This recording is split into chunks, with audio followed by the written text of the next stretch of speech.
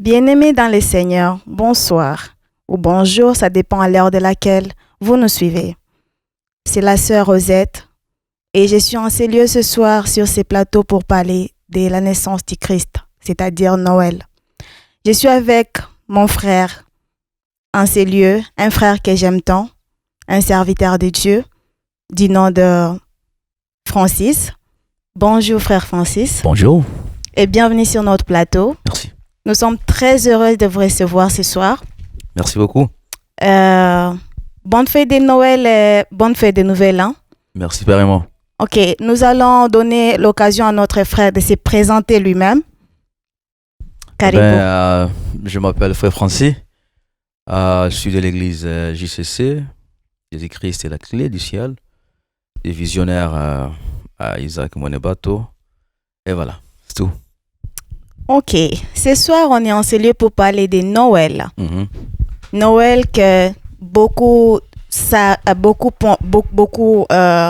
considèrent Noël comme étant la naissance du Christ.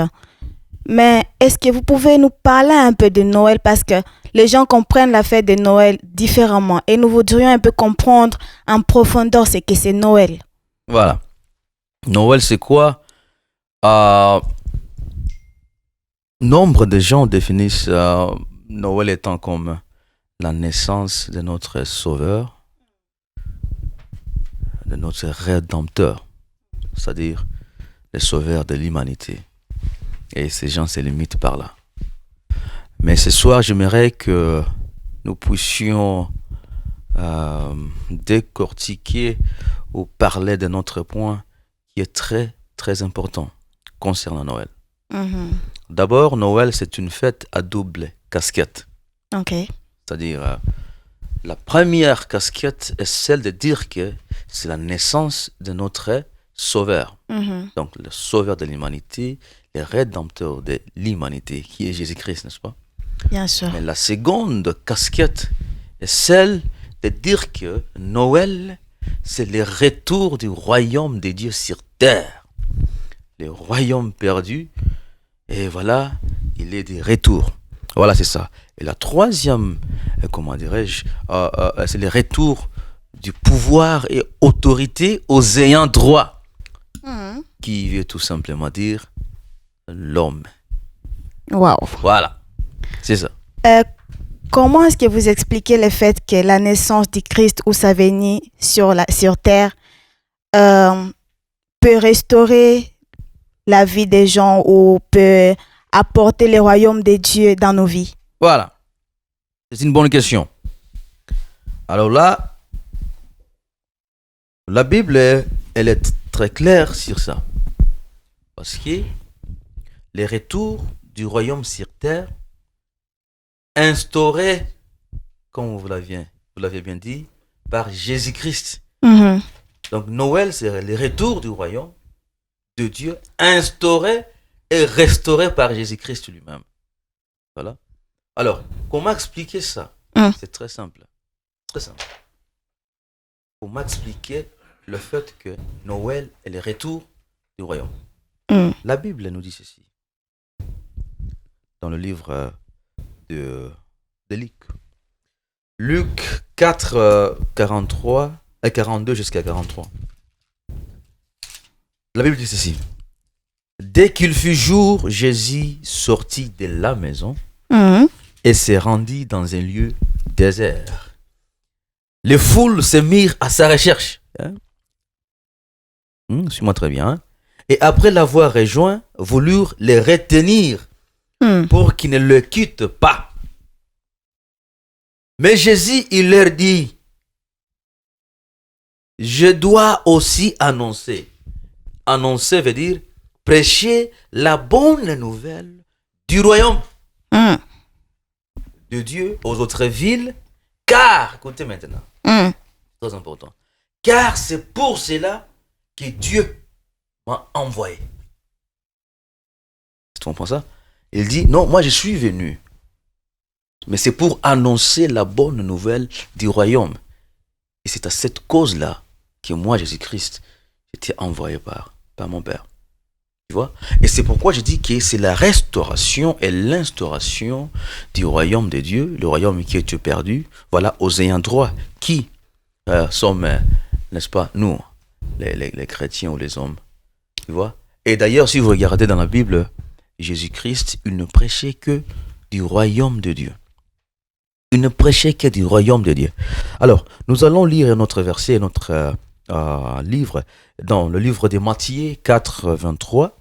Jésus nous dit ceci. Et la Bible nous dit ceci. Jésus parcourait toute la Galilée, enseignant dans les synagogues, prêchant la bonne nouvelle du royaume. Tu vois, guérissant toute maladie et toute infirmité parmi le peuple. Amen. Et voilà, je vais juste insister sur un point. Jésus-Christ n'est pas venu pour instaurer ou créer une quelconque religion. Non, il n'est pas un visionnaire ou un fondateur d'une religion quelconque. Non. D'accord. Non, la religion, c'est une création humaine. Voilà. D'ailleurs, pour votre information, Jésus-Christ n'aimait pas la religion. Ben oui, des religieux. Pas tout simplement la religion, même des religieux. Alors, tu prends ta Bible là pour qu'on lise quelque chose. Matthieu 23, 13. C'est-à-dire, il n'est pas venu inventer ou créer une quelconque religion, ces messieurs. Matthieu 23, 13. Et instaurer le royaume de Dieu. Matthieu 23, 13. Alors, nous allons lire Matthieu 23, 13 dans le nom de Jésus-Christ. Voilà. La Bible déclare Malheur à vous. Malheur à vous. Scribes voilà. et pharisiens hypocrites. Hypocrites. Parce que vous fermez aux hommes les royaumes des cieux. Vous n'y entrez pas vous-même. Et vous n'y laissez pas entrer ceux qui veulent entrer. Amen. Amen. Est-ce que vous comprenez ce que Jésus dit ici?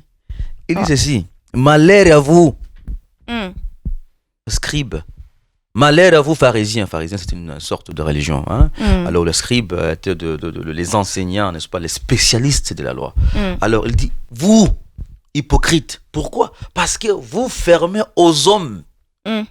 Quoi? Pas une religion. Non, il dit, vous fermez aux hommes les royaumes des cieux. Tu comprends ça? Le royaume des cieux. Vous n'y entrez pas vous-même.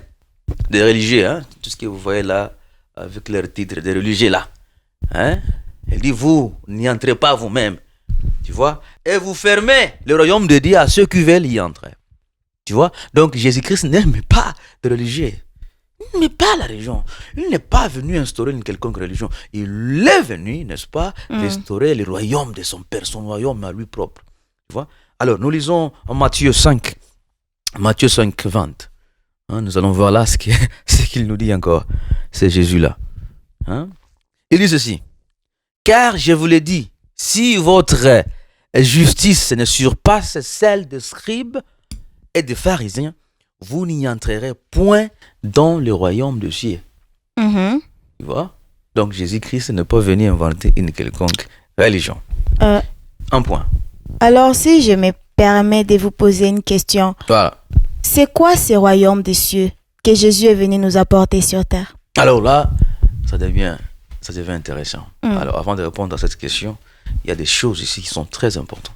Okay. Alors, Jésus nous dit dans Matthieu 4, 17, il dit ceci.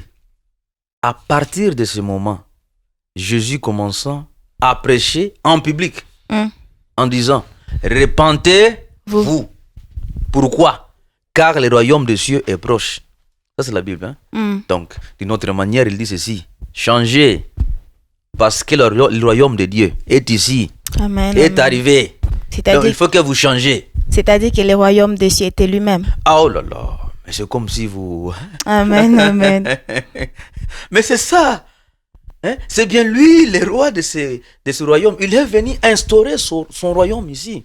Amen. Tu vois? Et c'est pourquoi il commence avec l'intellect de l'humanité, de l'homme.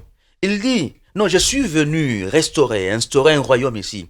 Mais avant d'y entrer, il faut que tu changes d'abord. Yes. Il commence ici. Alors c'est un système. Il faut que le système mental de l'homme change. Parce qu'avant d'être dans le royaume de Dieu, il faut penser comme un homme du royaume. Amen, amen. Tu vois? Alors, il dit, repentez-vous. Qu'est-ce que signifie? C'est repentir. C'est repenter. Veut dire quoi? C'est très important, ma chère. Il dit aussi, repentez-vous. Se repentir veut dire quoi? C'est une rupture totale. Claire, précise et nette. Avec quoi? Avec le péché. Tu vois? C'est-à-dire quoi? Il dit faire un virage à 180 degrés. Est-ce que tu comprends ça? C'est un changement, un renversement révolutionnaire, un renversement absolu du pouvoir du diable sur ta vie. Tu vois? Dans ton système mental.